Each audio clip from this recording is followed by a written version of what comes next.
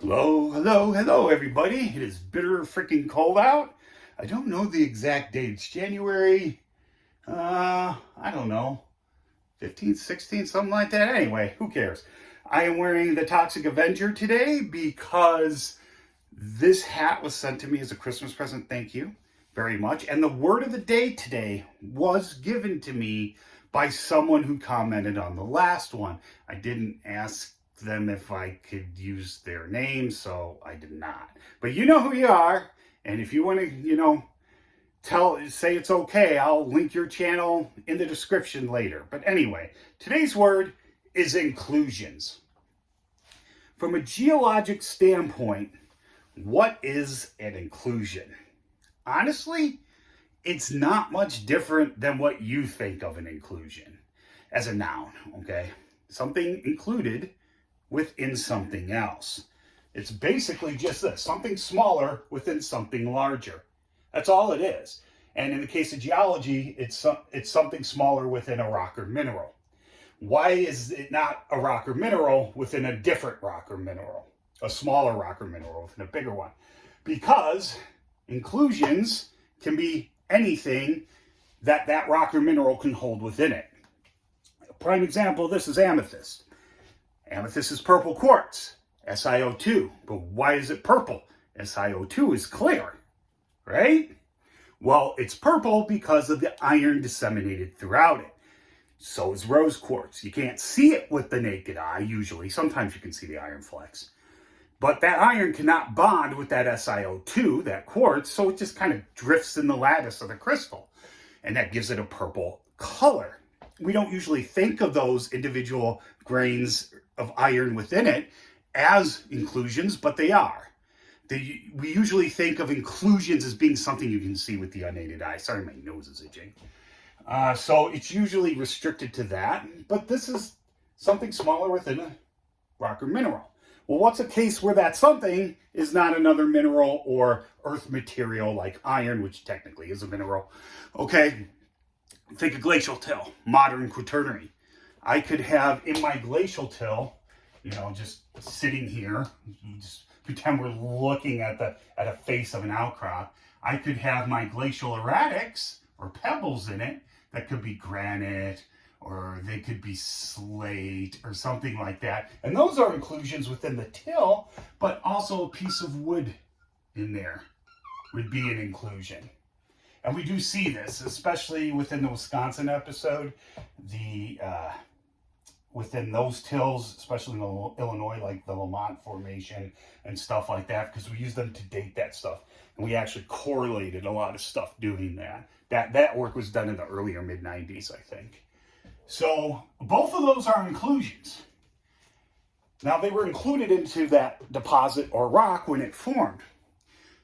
You know what else is? We speak, it could be, an inclusion could be in any rock. Igneous, metamorphic, sedimentary, does not matter. Consolidated, unconsolidated, it's irrelevant. But in igneous rocks, we have these things called phenocrysts. Okay? Phenocrysts form with that igneous rock. Usually aphanitic, like a basalt or a phonolite, which technically is what Devil's Tower is made out of. It's a phonolite. It is not a basalt. And I keep hearing people say that. You can get columnar jointing in sedimentary rock.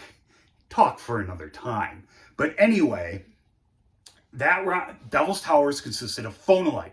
And the phonolite, which by the way is on the opposite side of where a basalt is on the QAPF plot, contains phenocrysts of a white feldspar. The matrix or ground mass, the majority of what Devil's Tower is made out of, that phonolite, is microcrystalline. I need a hand lens to see it. But the phenocryst can be seen plain as day with the unaided eye. So phenocrysts form with the rock, but we also have something called xenocrysts / xenoliths. All right, what are these?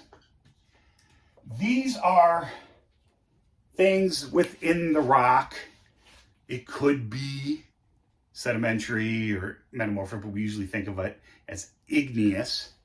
Xenoliths are just really big xenocrysts, and there's no border between the two, okay? So it's depending on who's looking at it and how they're looking at it.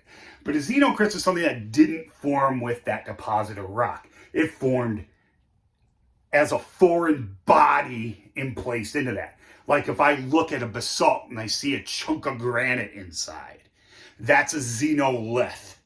Granite cannot form out of the same melt within that small area as a basalt can. One's plutonic and phaneritic. One's volcanic and aphanitic. Okay, it's a chemical impossibility. They can form from the same melt, but that's a talk for another time. But not like right next to each other. You see inclusions, and technically conglomerates are just sedimentary rock. Conglomerates are just made of big ass xenoliths. But anyway, that's enough of that. So that's usually what that'll be in an igneous rock. But you also see it in metamorphic rocks, slates.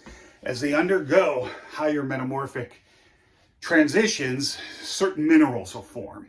Like you'll get garnets, and then you'll get starlite, you'll get chlorite. Chlorite's the lowest. Chlorite's actually pretty hard to spot with the naked eye. You look for the greenish color.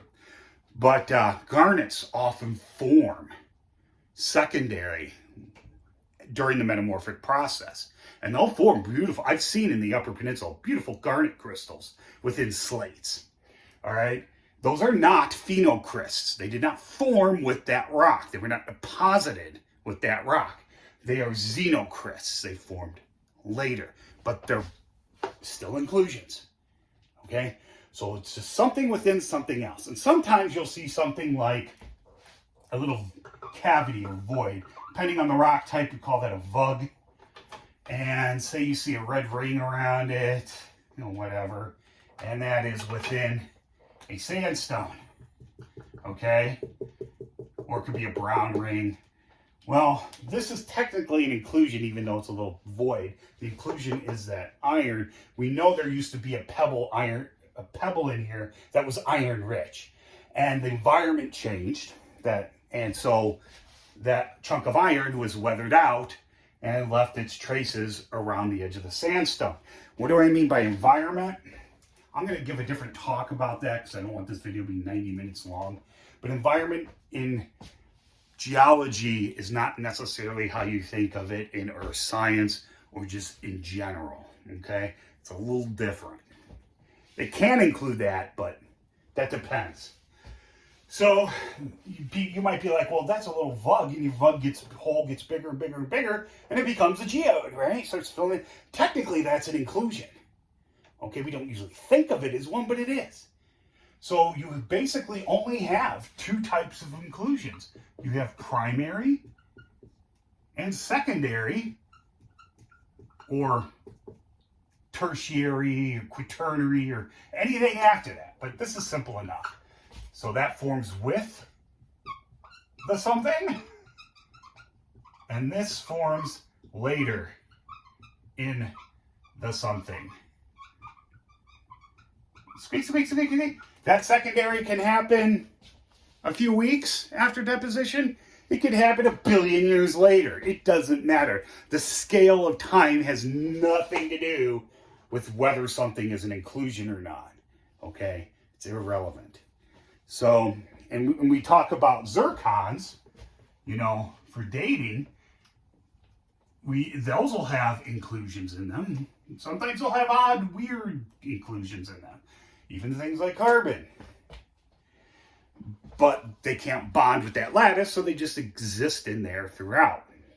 And technically, the part we date in a zircon, the uranium that's swapped out with that zirconium, technically, that's an inclusion. It's just a primary one.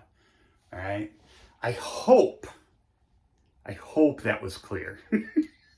No. But I have some merch all attached to this. If you guys have given on the last video, it wasn't a definition one, but you guys have given, I do really have a very intelligent audience, and they really do think about things. And I want to thank you all for bringing about really good questions. It was the one on should art be included with STEM? And it was, thank you guys for all of that. But, you know, keep it coming. And yeah, anyway, some of you are far smarter than I am. You think of things I never thought about. But yeah, check out my merch. If you want to leave a suggestion for a term, go ahead and, you know, let me know if I can use your online name or anything like that. Anyway, that's it. Please leave any comments or questions below.